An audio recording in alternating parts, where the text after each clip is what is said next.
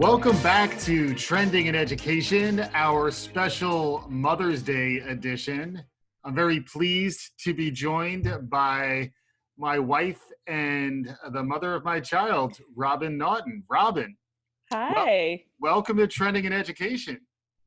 Thank you. I'm so happy to be here. I'm really excited to be on the show. Yeah, and just to be clear, for our diehard listeners, you have been on Trending in Education one time before. This was back in August of 2017 during the first season of The Citadel.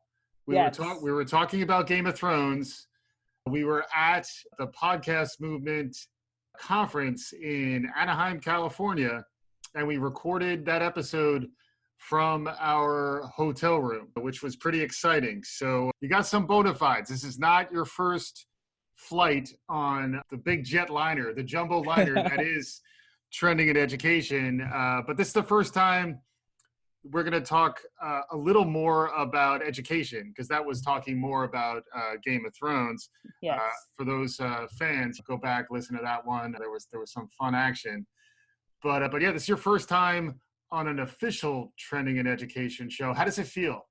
It feels great. I'm really excited. It's a good opportunity to talk to you guys. I had fun on that last show. It was nice when I was on that one time to talk a little bit about Game of Thrones and the Blue Fire, which was pretty nice. Yeah, so we were talking about dragons, but today we wanted to talk, a little bit about Mother's Day. We had a nice Mother's Day together, so that was fun. We had Matthew out in Brooklyn. Matthew is our son, and got a nice stroll in. Finally, the weather's getting better, and we were practicing good social distancing. We were wearing our masks, and got a nice day out. How did it feel? This is your second Mother's Day as a mother. You had many as other a mothers. mother, yes. Yeah. I've had a lot of Mother's Days where I was not a mother. Correct. Where I wish my mother happy Mother's Day, and I think it felt really good to be a mother on Mother's Day. And it's the second year, which is great. And we were fortunate today too to,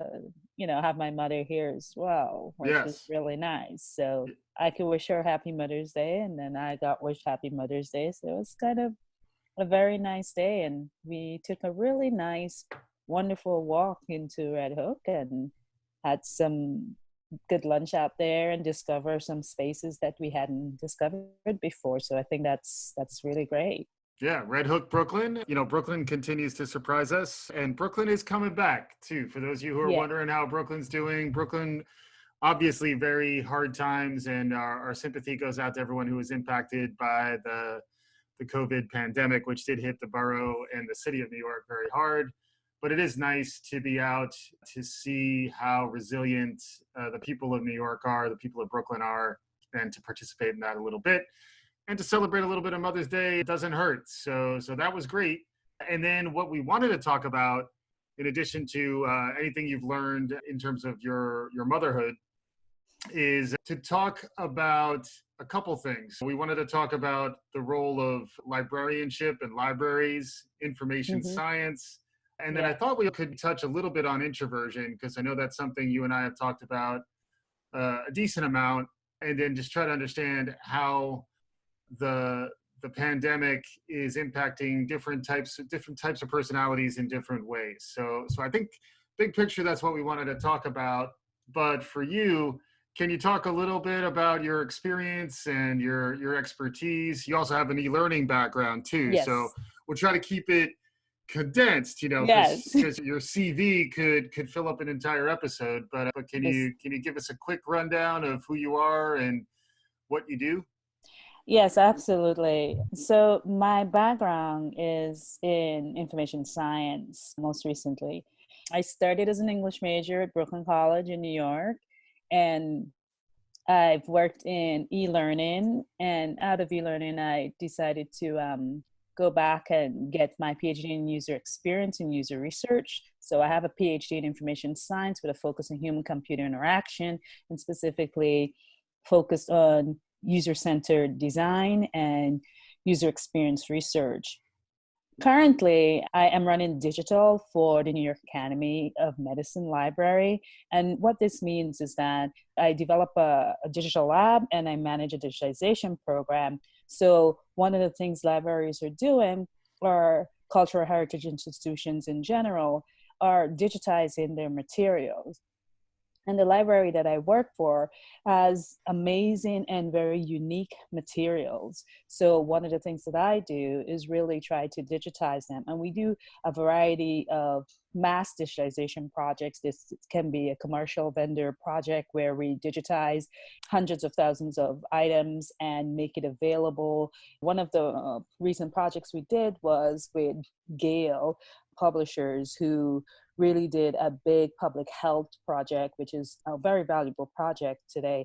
That project right now, today, when we think about it, the fact that we've digitized so much material for it and it's available and users can get to that content today as we're going through this public health crisis is really relevant and really important to see that, you know, some of the things that a lot of people are talking about is 1918 epidemic and the flu epidemic, and we have digitized that materials coming out of that 1980 flu epidemic. So there's a lot that you can go in and get and learn from and see what was happening then and what's happening now, how those things compare. Other things that we've digitized in our in-house lab, I built a lab so that we can digitize materials that are rare and unique that really can't leave the building. And so we'll talk a little bit about how libraries are dealing with the fact that a part of what they do has very much to do in the physical realm. And being a digital librarian or running digital for a library, you are an intermediary in this world of digital and physical, because physical is a really important piece of a library. So for example, when we digitize in-house, you are literally taking the book off the shelf and going through all these processes to digitize a rare book. And that process, you know, takes a lot of resources and time and focus and concerns for the actual text, because rare books, you want to make sure some of them are very fragile, so you need to make sure that you're doing the processes in such a way that you protect the book so it can continue to live on. And one of the reasons we digitize as well is so that this material can get out to the public and available to the public. And it also helps the text, because if it's rare and fragile, you don't want too many hands on it. So you have a digitized version that you can use as well, and others can use whether they come to the library or not. Yep. So that was a great introduction. Lots going on at the New York Academy of Medicine, where you're heading up their digital program. You kind of touched on it a little bit, but one of the big changes in light of the pandemic is that people can't go to libraries these days. And we have talked on previous episodes. We've had Angela Seifer on a couple times to talk about digital inclusion and the key role that libraries play in communities. Any thoughts on how the pandemic is changing things and how it may lead more towards digital librarianship and an evolution of the way librarians think about their roles? Yeah, so I think this is really forcing libraries to think about digital in a way that they have not thus far. Many libraries have started to think about digital and have started to digitize their materials, but also just the function of doing certain jobs, remote capacity is very different. So certain jobs within a library are very much about the physical. Certain things you have to use the book, you have to get the books. And librarians, I'm on a community call every week or every other week. And some of the struggles with the pandemic and being remote and working remote is figuring out what things can you do remotely that you used to do in the office. Can that translate? So some of the jobs can easily translate and some of it just cannot. And also it is forcing libraries to think about what can be digital and what processes can be adjusted. And they're certainly some processes that can be adjusted, but it is a difficult time right now, particularly for librarians in thinking about these sorts of things, because some of the work that they do, especially librarians who are basically on the front lines, they're the ones who are speaking to the patrons. They're doing reference work. They're doing these kinds of things. There has always been kind of remote reference, but now that is hatcheted up a bit, because that is the way you can help. So if you go to many of the libraries or cultural institution websites, you'll see that they're saying you can call us from remote, or you can email us and we will help you with your questions, and we'll still do the research that we can do. Mm-hmm. One of the things this also highlights is that some of the research that librarians reach out to help patrons with are not digital. Mm-hmm. And so it's very difficult to do that kind of reference work, because the materials are in the library, are in the stacks, and you have to go to the physical object to do it. Mm-hmm. So there is a negotiation in there, and thinking about going forward, what are some things that can be more digital in terms of helping with reference, or right. And what things it's just the way it is. So right. I do think there are some challenges involved in what's happening today, but the librarians are really working towards being different. For example, the reference librarian at my library is now thinking about ways to do tours, doing remote tours mm-hmm. via Zoom or via PowerPoint, and really trying to use images that have already been digitized, and then doing maybe an audio overlay or some media with it to get people the kind of tours that they would enjoy physically, that she does on a regular basis. But mm-hmm. now that it's remote, can we do those kinds of things? Right. It's interesting too, because it reminds me of, we talked a bit about emergency remote teaching, where teachers had to suddenly shift their entire curriculum, their entire teaching to remote, to digital. Mm-hmm. And it does seem like some of what you're describing now is a little bit of that emergency response.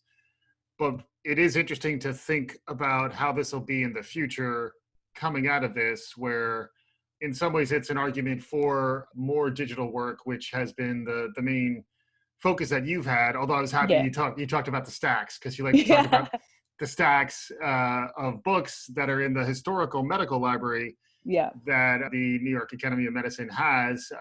Really interesting tomes and rare books there, beautiful rare book room, which we could talk about maybe down the road. But it's really interesting to think about how that's really locked into a physical location when it could be more readily accessible through digital. And we've also talked about how the pandemic has really accelerated the move to working from home, to telemedicine, and to telehealth. Yes. Is there a similar concept in libraries? Is it a telelibrary, or is there a term of art around the digital side of librarianship that may see renaissance, if you will, in light of this new thinking that the pandemic is driving? Well, I think in terms of the digital library, I think that this pandemic will drive the uptake in digital. Digital has been growing in libraries in the last few decades. And one of the things that this highlighted is the need for more digital and more flexibility in work arrangements and so forth. The other thing that you pointed out when you talk about e-learning and emergency remote teaching, libraries also have to deal with that, particularly the academic librarians. One of the challenges is very much, how do we respond to our students in this time? And libraries, academic libraries throughout, are looking at ways. Some of them may have already started to do remote before this happened, and some of them have not. And so as a result of that, the pandemic has really created a shift in the thinking about how they will do library instruction. How are they going to teach students? How are they going to teach particular classes or support faculty in the work that they're trying to do? And libraries have always been a space where the digital and the learning happens, and it continues to happen. And I think coming out of this pandemic, it will happen even more. The footprint of digital will increase because the need for it is very clearly obvious today. And And if you have not been working towards it, you must today. And as a result of that, tomorrow, when things are shifted back to what the new normal is, then that will not go back. It just cannot, because there's so much that librarians do and that remote would help. And some librarians are discovering that what they've been doing, they could do remotely. And so I think library administrations have to think about what that means. It's particularly when the return to work happens, it may be a staggered kind of return to work. So some people will have to go in because their jobs require them to physically do things. And some people can have a hybrid solution, or some people can go remote completely. For digital librarians, remote completely is always an option, because much of their work is already digital, so they don't need to physically be there. Interesting stuff. You mentioned the public health side of things, like being at a medical library that has the historical collection and then also a role in public policy around public health in the city of New York is really interesting. And how do you make those sorts of resources available? Particularly, we were talking about some of the work that the Academy's done recently around the Spanish flu pandemic in the early 20th century that hit New York pretty hard. And there's a really interesting collection at the New York Academy of Medicine. I believe you're doing some stuff with that too, correct? Yeah, so the Academy of Medicine is really focused on public health, and one of the groups, the researchers are focused on, public health policy and really getting public health and health equity, which is our mission is really to focus on health equity and bringing health equity, making sure people have equal opportunity and equity. The library has focused on the history of medicine and public health, and it has a really robust historical collection.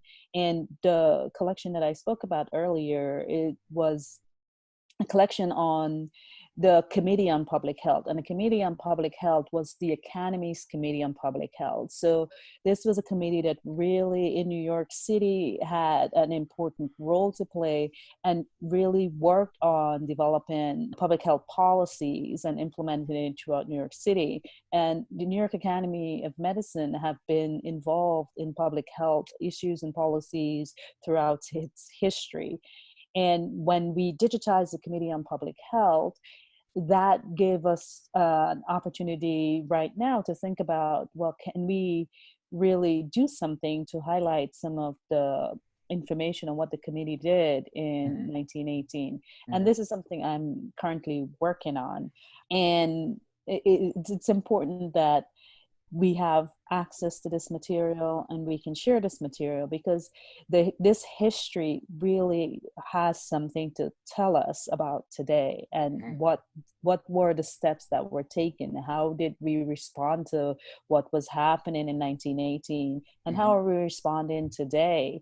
And if you look throughout the cultural heritage community, you will find that a lot of discussion about the 1918, because 1918 flu epidemic is really something that we can look to see what was done. And that's basically 100 years ago that happened. And so throughout culture community, even if you do a search today, you'll see that many organizations, many libraries, many cultural institutions, history of medicine and public health institutions are starting to showcase and discuss the 1918 epidemic and what it means and what lessons we could learn from then. It really shines a light on the historical perspective on a lot of these things. And you can see that the questions that we're dealing with, whether to wear a mask, whether to wash your hands, distancing, and what are some of the things we're dealing with, are clearly discussions that happened at that time as well. Yeah, it's super interesting, especially if you think about the fact that if those resources are digitized, they're available to the world. If they're not digitized, if there's no digital format, they're really only available to people who can get access to the physical library and then access to the actual resource itself. And as you mentioned, once you have a digital copy preserved, it's a lot easier to both preserve the digital copy and preserve the original copy, because people can then access the digital version as opposed to the physical version. So just showing you that I've been paying attention when you talk to me about work, which is a good thing. Just to shift gears a little bit, because we want to try to pack as much in. Lots going on the library front, and lot that we can continue to talk about and bring you back to wear that hat in the future. But another hat that I think you're willing to admit to wearing is the hat of someone who maybe on the introversion side of the introversion extraversion continuum. Yes. And this was one reason why I wanted to get you on the show, because I don't think we always hear the voice of introverts maybe as much as we could, and it's pretty easy to find extroverts who are willing and eager to hop on. Although I do think podcasting is an interesting format where I think folks who are maybe a little more introverted, I tend to view myself as a vert or an ambivert. I'm right in between an introvert and an extrovert. And a lot of what I've read has indicated that introversion and extroversion is frequently contextual, so that no one is really 100% one or the other. But as someone who's maybe a little on the introversion side of the equation, I think the combination of introversion and digital orientation has in some ways set you up to be able to navigate some of the challenges of sheltering at home and dealing with the complexity of the pandemic response. I also may get you back on in the future as a resident expert on introversion. I know you've read a bunch on it as well. So any thoughts? Yes, I'm gonna have to give shout out to the introverts who are home reading a book right now, because I do think I am on the introvert side of the introversion extroversion scale. And being digital and being an introvert, there's a lot that you can do and you can accomplish. I think dealing with COVID and the shelter at home and the social distancing, as an introvert, you were probably doing some of those things anyway. Mm-hmm. You're not rushing out into the extroverted world and dying to be part of large groups. I think some of the things that introverts deal with, particularly at work, there's a lot of meetings and a lot of working with groups of people who are much more extroverted in many cases than you are. And the thing about being an introvert is the idea that you gain your energy from alone time, and that's how you get your energy. So it's not necessarily that you don't want to participate in these things, is that when you do, you need time away as well to build that energy back up. And so I think with the shelter at home, you have that time to build that energy back up. And your chances are pretty good if you're working from home. You are in a lot of Zoom meetings, so you're still kind of participating in the kind of activities that collaboration entails. Mm-hmm. But you can better plan your day a bit and make sure you set aside that time to really get your energy back to where you need it to be. Mm-hmm. And so I think there is a balance that you must try to meet and work with yourself and with the kind of situation or context you're in. Right. And I agree. I think it does depend on context, and context is important. For me, I definitely like to get a little bit of time away from everything that's going on, just to kind of get my head straight a little bit and focus and get some energy back. Mm-hmm. Because throughout the day, there's so many things happening that we have a toddler. So right. There's a lot happening in an average day. So, I get some of that time to just sit at the end of the day to really say, okay, I'm just going to sit here and maybe think a little bit and get organized. But being digital, I think, does help that. It's in some ways it's a good time to be an introvert and to be a digitally oriented introvert. And at the same time, it is hard. There's some good articles that we'll probably talk more about in the future about how to manage a truly inclusive Zoom call, as an example. So meetings frequently revert to some of the same types of dynamics you have in a physical meeting room. except on a digital format. And then some of the Zoom meetings that I've been in have had, 20, 25 people in. Just getting a word in edgewise requires you to really jump in and assert yourself. And I think frequently folks who are more on the introverted side of the continuum will just choose not to participate. So that is something where good meeting facilitators encourage everybody to contribute and are even comfortable making the more introverted folks in the room, putting them on the spot a bit, and in a good way, let them know that we want to hear everyone. We don't want to just hear from the same people who are talking all the time.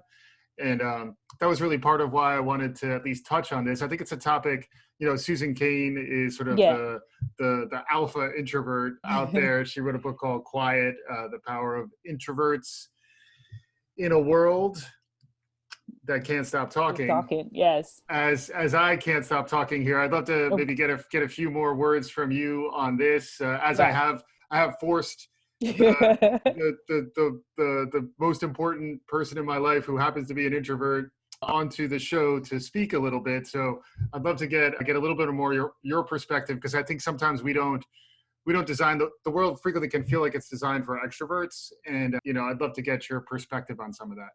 Yeah, and I think Susan Cain's book is awesome. So if you get a chance to read it, just go for it. The thing I would say, it's true in terms of meetings, and this is true whether you have the meetings in person or digitally. You really do need to give people an opportunity to speak, because if you have introverts and people who just don't speak up, they may have something to say that is important. And a lot of times in meetings, if you have the same few people who are constantly talking, then the other people who may have something to say may not say it in the meeting, or they may find a different time to say it, or they may never say it. And I think it's important as a facilitator to really give people opportunity to speak. And it's even more important when you're doing these Zoom meetings, because the time is usually very short. And if there's a lot of people on the call, there really is not enough time to let everyone speak. But sometimes you have to make sure that the people who do speak don't take up all the time. Yeah. So you have to make a conscious effort to reach out to them. I also think about this in teaching, because when I was teaching, one of the things you do as a teacher is you really try to call on most of the kids. Mm-hmm. It's the same issue. You'll have the few kids who will always raise their hands and always say something, but you have a good percentage of your students who do not. Mm-hmm. And as a teacher and a facilitator of the discussion, it is up to you to say, we want to hear from you. You may not raise your hands a lot, but I know you have something to say. And I think this is true throughout all these conversations and collaborations. Yeah. It's really important to take that active step to make sure people are seen and heard. Yeah, and it's important on two fronts. I think one, to make everyone feel valued and included on the one hand, but then on the other hand, a lot of the research has shown that groups who share talk time, groups who are genuinely diverse and are getting perspectives from different folks within the broader context, tend to make better decisions, tend to be more effective, tend to be more engaged. And that's true even for the more extroverted folks in the conversation. And there's nothing wrong with extroverts. The world needs them, just like it needs introverts, just like it needs folks who maybe are in the middle of the pack like myself. It takes all kinds, and it's really that diversity that ultimately drives good group process. Another thing I think I might have heard this from you, Robin, is allowing folks to contribute in different ways is another really key insight for leaders, really in any context, whether you're a teacher, you're leading an organization, or you're just you're involved in your community in any way, is open up avenues for communication that are not skewed towards extroversion. Encourage folks who may not necessarily feel as comfortable participating by talking to write their notes and share them with the group, or spend some time reflecting and then come back. A lot of what I've read about introverts is that they just want a little bit of time to process before putting their thoughts back out there. And that's almost runs directly counter to extroverts who really get excited about the ideas and want to get their thoughts out in real time, and they expect everybody to kind of operate in the same way. So I think a lot of it really comes back down to empathy and inclusion, and really trying to tailor your tactics to the individual rather than thinking that one size fits everyone. Any concluding thoughts on this? I will add, particularly when thinking about the pandemic and the shelter at home, I will add for the extroverts, because they may be in a situation now where it's hard for them to get their energy back up. Yeah. So because extroverts need the communication, need that to build up their energy. So they're in kind of an opposite situation today and might be looking for ways to gain their energy and to get that kind of fulfillment. So I think whether you're an introvert or an extrovert, the thing you have to think about is, what can I do in this time to really keep my energy positive and good, and how can I help others to do the same? And that, I believe, will help us all, because we are all kind of dealing with this pandemic, and the way we approach the world, is different for each of us. But what we can do, I think, is think of ways that we can help each other be successful in our approach.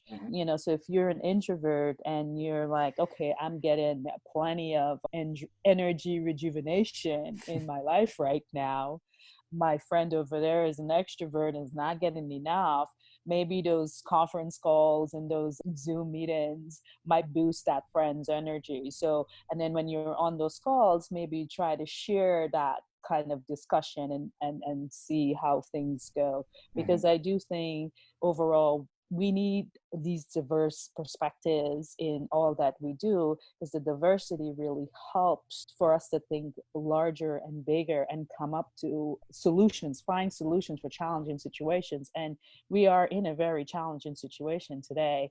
And having introverts and extroverts really work with each other, and ambiverts, of course. Yeah, right? Come on. Yeah. Having us all work together and understand the difference. And I think that's the important piece. You have to understand that the person across from you may not be of the same disposition as you. Yeah, and appreciate that. Understand that ultimately makes the collective stronger, rather than if everyone's the same. I always think about that when talking about, board of directors, if there's 12, 61-year-old white men in a room, how much value does the 11th or 12th person who is really typed in exactly the same way adding, as opposed to if that person was not the same age, not the same gender, not the same race, not the same background, it applies to this. We're touching on the concept of neurodiversity, which is really seeking out a diverse set of like neurological orientations, and that's sort of what introversion really is. It's true also for many of the other personality inventory things. It's just generally helpful to have a breadth of perspectives, and that's part of why I wanted to get you on the show. So now you have your second show under your belt. So congratulations on that, Robin, and happy Mother's Day to you. Happy Mother's Day to all.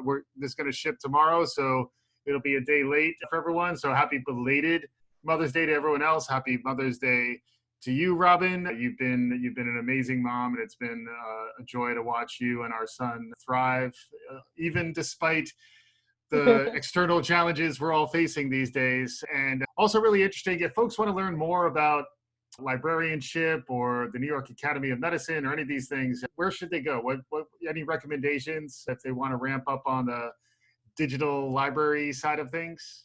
One of the sites that I created is called digitalcollections@niam.org. If you go there, you get to see some of our collections at the library. If you want to reach out to me, I am on Twitter, niam.org. You can find me there. Or, you can even ping Trending in Education and they can reach me if necessary. There you go. Yeah, it was great. I'm so glad I got an opportunity to come on the show and talk a little bit about some of the things I care about. And I really appreciate it. And happy Mother's Day to all the mothers out there. And Father's Day is coming. Exactly. Dr. Robin Naughton from the New York Academy of Medicine, information science, motherhood, and introversion all in one. So Yeah. thanks very much for attending, and thanks to everyone for listening. We'll be back again soon on Trending in Education.